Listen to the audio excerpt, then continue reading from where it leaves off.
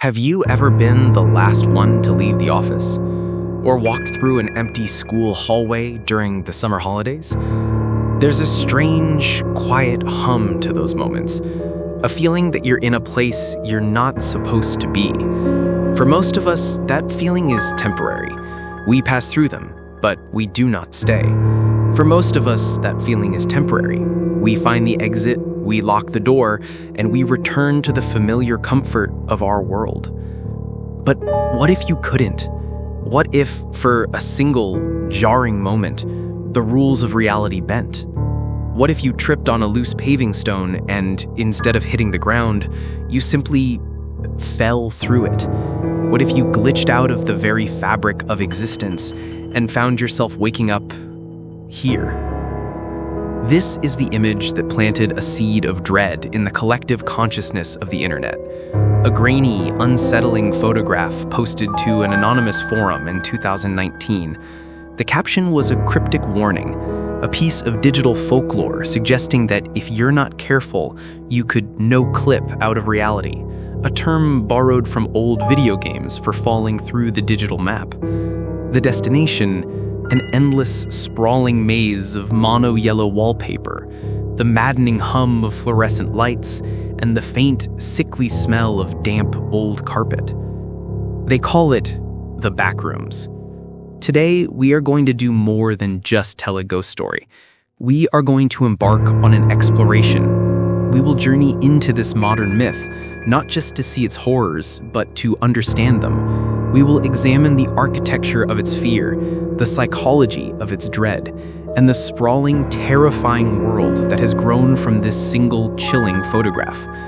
The true horror of the Backrooms isn't just what might be hunting you in its hallways, it is the very nature of the hallways themselves.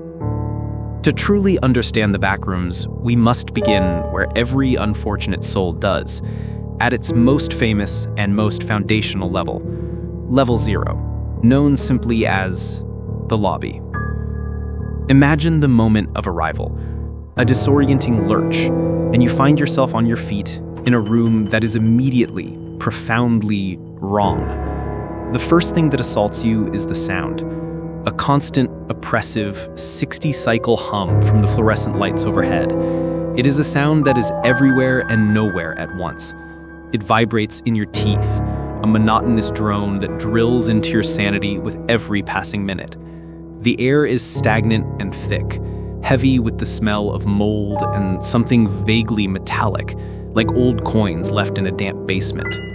The carpet is a hideous shade of yellow-brown. It's damp to the touch, but there are no visible leaks, no source for the moisture. You look around and see nothing but walls. Walls covered in a peeling, monotonous yellow wallpaper, the bland floral pattern repeating into a hypnotic, nauseating infinity. Every room looks exactly like the last. Every hallway leads to another identical hallway. You begin to walk for what feels like hours, days, but the scenery never changes. There are no windows to the outside world. There are no clocks to mark the passage of time. Time itself seems to bend and decay here, stretching into an unbearable eternity. This is an architectural purgatory, and its terror can be broken down into 4 distinct psychological pillars. The first and most important is a concept known as liminality. The word liminal comes from the Latin word for threshold. A liminal space is a transitional place, a location that is meant to be passed through but never inhabited. An empty airport terminal at 3 a.m, a waiting room after the last patient has left, a stairwell between floors. These are places of in-between. Our brains instinctively understand this. The horror of the Backrooms is that you have become permanently trapped on the threshold. You are stuck in a transition that never ends. Your mind screams that something is deeply, fundamentally wrong. The second pillar is a feeling known as kenopsia. This is a word for the eerie, forlorn atmosphere of a place that is usually bustling with people, but is now abandoned and quiet. It's that strange feeling of an empty school or a deserted fairground. The space is haunted by the ghosts of the activity that should be there. Level 0 feels like an office complex that a million people just vanished from. The emptiness isn't peaceful. It's a deafening silence that implies a recent terrible event. It feels wrong because it's full of the absence of life. The third pillar is sensory assault. The horror here isn't a jump scare. It's a slow, grinding erosion of your senses. The constant hum of the lights causes auditory fatigue, making you paranoid, straining to hear any sound that breaks the monotony. The mono-yellow color of the walls is visually exhausting, offering no rest for your eyes, eventually causing disorientation. The lack of variation starves your brain of new stimuli, forcing it to turn inward, where anxiety, hallucinations, and paranoia begin to breed and fester. You are in a sensory deprivation chamber designed to dismantle a human mind. Finally, the fourth pillar is architectural hostility. This place looks like an office, but it's a broken imitation. The geometry is subtly, maddeningly wrong. Hallways might intersect at impossible, non-Euclidean angles. A room might have 3 walls, or 5. You might find a staircase that leads directly into a solid ceiling, or an electrical outlet placed inexplicably in the middle of the floor. This place feels like it was designed by something that has only heard a description of a human building, but has never actually seen one. It is alien architecture, wearing a disguise of familiarity. In this crushing, psychologically hostile isolation, you begin to realize you are not alone. The deeper lore of the Backrooms, compiled by thousands of anonymous explorers and survivors, suggests that you are not the only thing that is glitched out of reality. There are other things here. They are referred to as entities, beings that have adapted to this broken space, or perhaps were born from it. On level 0, direct encounters are rare, but their presence is a constant, gnawing threat. The lore speaks of the hounds, creatures heard but rarely seen. Their telltale sign is a distant, frantic barking that echoes through the hallways. It sounds like a normal dog, but the sound is distorted, wrong, and it always seems to be getting closer. Then there are the Smilers. These entities lurk in the darkest corners of the rooms, in the deep shadows that the fluorescent lights cannot reach. They are said to be almost invisible, except for their signature feature, a disembodied, glowing smile, and a set of sharp, reflective teeth. They are attracted to light and sound, so that flashlight you desperately need to see, it's also a dinner bell. But the most common entity is the most terrifying of them all. It is the simple, crushing paranoia that something is just out of sight. The feeling that when you turn to look behind you, a shadow just slipped out of view. The dread that the silence isn't empty, it's holding its breath. And the horror does not end there. For level 0, as terrifying as it is just the beginning. The Backrooms is not a single place.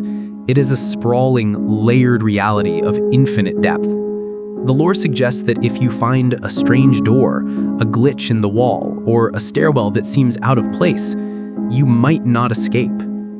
You might just fall deeper. You could find yourself in level 1, known as the habitable zone. It is a grim, sprawling concrete warehouse filled with endless crates and a constant rolling fog. The lights flicker more adequately here, and survival is possible. There is a source of running water, a strange, sweet liquid known as almond water, which is vital for survival in the Backrooms. Small communities of other lost souls have formed colonies here, trying to fend off the darkness and the entities that are more common and more aggressive than on level 0. It is a grim sanctuary, a bleak hope in the endless despair. Or you could fall into level 4, the abandoned office. At first, it's a relief. It looks like a normal, modern office building. There are desks, computers, and water coolers. The windows even show a bright, sunny cityscape. But it's a cruel trick. The windows are a trap. Trying to break them has led to unknown consequences. The computers don't work, and the liquid in the water coolers is almond water. It is a place of profound psychological torture. a constant reminder of the world you lost, forever out of reach. Fall deeper still, and you might end up in level 6, Lights Out. It is a level of pure, absolute, and total darkness. A sprawling complex of metal corridors where light simply does not exist. The only way to navigate is by sound, by feeling your way along the cold, metallic walls. But making any sound is a death sentence. For this level is the hunting ground of entities that are completely blind, but have an impossibly acute sense of hearing. To survive, you must be utterly silent. But in the crushing, infinite blackness, the sound of your own frantic heartbeat is a drum calling the hunters to you. The Backrooms is a modern myth, a digital campfire story for an age where many of us feel lost in sterile, artificial environments. It is a manifestation of our anxieties about isolation in a hyper-connected world. It is the fear of being lost, not in a forest, not in a city, but lost from reality itself. A cosmic error forgotten by the universe. You now have the framework to see the system behind the fear. You understand the liminality, the canopsia, and the psychological warfare waged by this impossible place. If you enjoyed this deconstruction, please show your support by hitting that like button and subscribe to the channel for more deep dives into the unknown.